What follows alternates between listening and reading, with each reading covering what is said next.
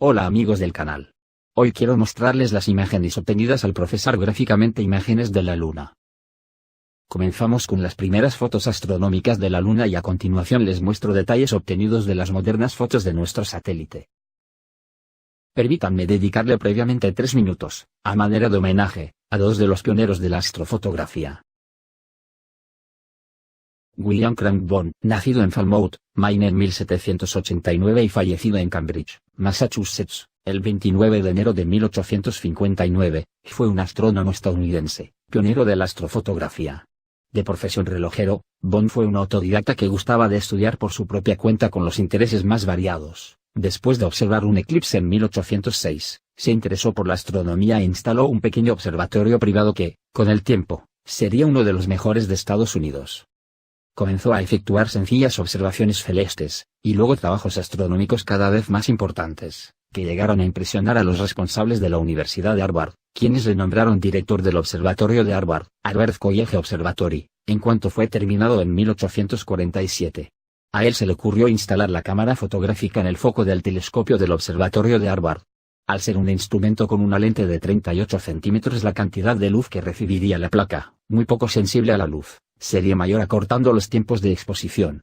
Su primer resultado lo consiguió en la noche del 18 de diciembre de 1849, consiguiendo plasmar sobre una placa fotográfica la accidentada superficie lunar con una exposición de 20 minutos. La fidelidad en el seguimiento automático del telescopio, unido a la finura del grano fotográfico, hicieron de ella una fotografía de calidad, tanta, que su hijo George la llevó a Londres, a la exposición realizada en dicha ciudad, en donde causó sensación al permitir contemplar, finamente representados, los más pequeños detalles lunares.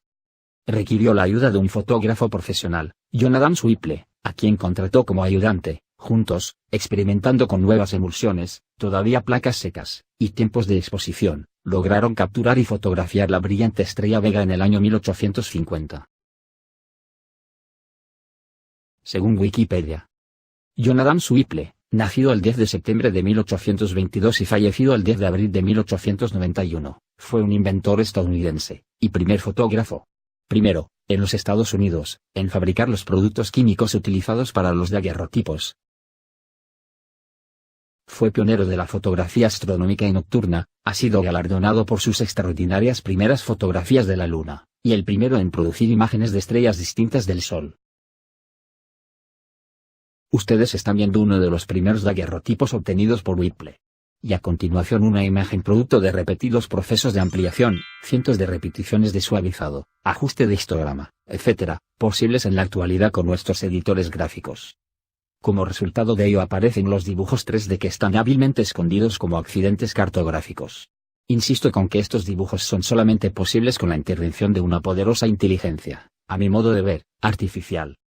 Si bien ello es totalmente subjetivo, yo veo sobre la superficie luna, por esos años, una diversidad de artefactos que parecen ser metálicos y rudimentarios. También pareidolias de caras de personas o animales, en particular una dama sonriendo, un niño con un kepi y un rostro de anciano que recuerda a los conocidos seres grises de rostros alargados.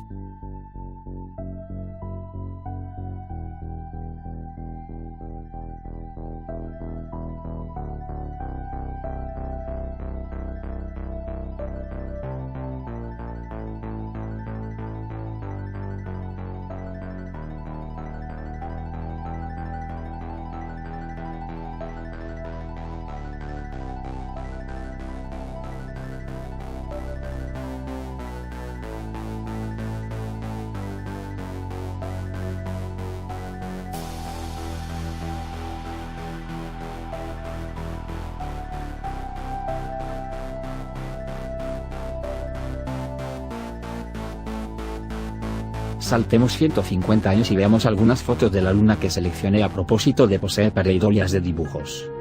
Es difícil precisar a qué observatorio corresponden.